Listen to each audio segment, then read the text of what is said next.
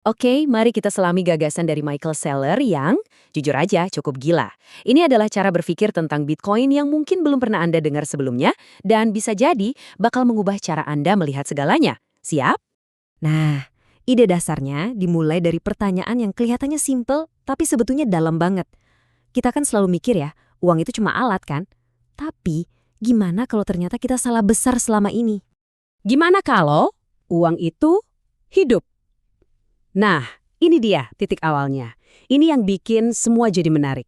Kita nggak lagi ngomongin soal teknologi atau kode komputer.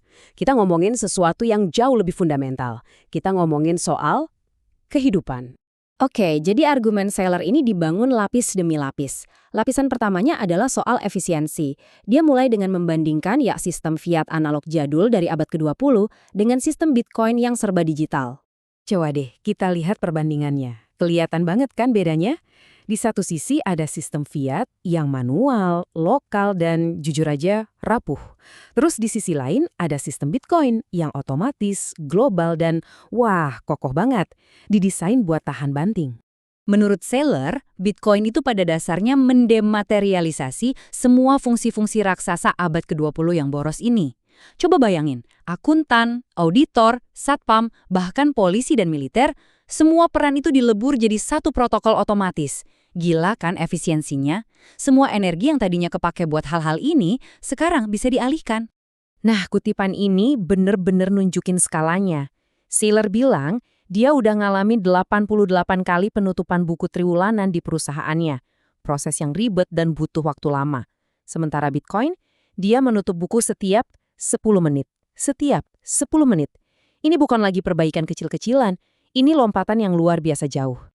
Oke, efisiensi itu baru lapisan pertama. Sekarang kita naik ke level berikutnya. Dan disinilah argumennya jadi makin dalam. Pertanyaannya sekarang, gimana kalau sebuah sistem moneter bisa mengubah insentif di balik kekerasan dan perang itu sendiri? Jadi, secara tradisional, kekayaan itu ya rampasan perang. Sesuatu yang bisa kamu ambil pakai kekuatan. Pikirin aja, emas, tanah, properti. Kalau kamu punya pasukan yang lebih kuat, kamu bisa rebut itu semua. Nah, Bitcoin ini ngubah total aturan mainnya. Coba lihat tabel ini. Dengan properti fisik, kekerasan bisa bikin penyerang dapat 100%. Tapi dengan Bitcoin, kalau kamu bunuh pemiliknya, kamu dapat 0%. Kenapa? Ya karena private key-nya ikut hilang selamanya. Jadi, kekerasan jadi strategi yang paling bodoh. Satu-satunya pilihan rasional yang tersisa, ya negosiasi. Makanya, poin kuncinya di sini adalah Bitcoin bukan lagi rampasan perang, tapi jadi rampasan perdamaian. Sistem ini secara inheren membuat kerjasama dan negosiasi jadi jauh lebih menguntungkan daripada konflik dan kekerasan. Dan ini yang menarik. Menurut Saylor, ini menciptakan semacam sistem imun ekonomi. Kalau ada negara yang coba-coba menindas pemilik Bitcoin, sekitar 98% dari aset itu bisa terbang ke yurisdiksi lain dalam sekejap. Hasilnya, negara yang tadinya agresif itu malah jadi makin miskin karena basis kekayaannya kabur. Ini disinsentif yang sangat kuat. Oke, sekarang kita sampai di puncak piramidanya, lapisan ketiga. Disinilah argumennya menghubungkan rekayasa Bitcoin dengan prinsip-prinsip kapitalisme. Dan bahkan prinsip-prinsip alam itu sendiri. Saylor membuat paralel yang sangat menarik.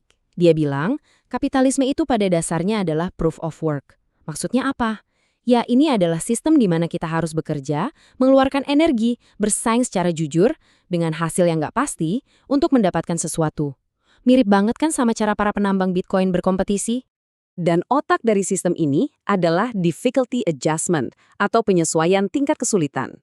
Ini adalah mekanisme umpan baliknya. Anggap aja kayak termostat di AC Anda, atau sistem autopilot di pesawat.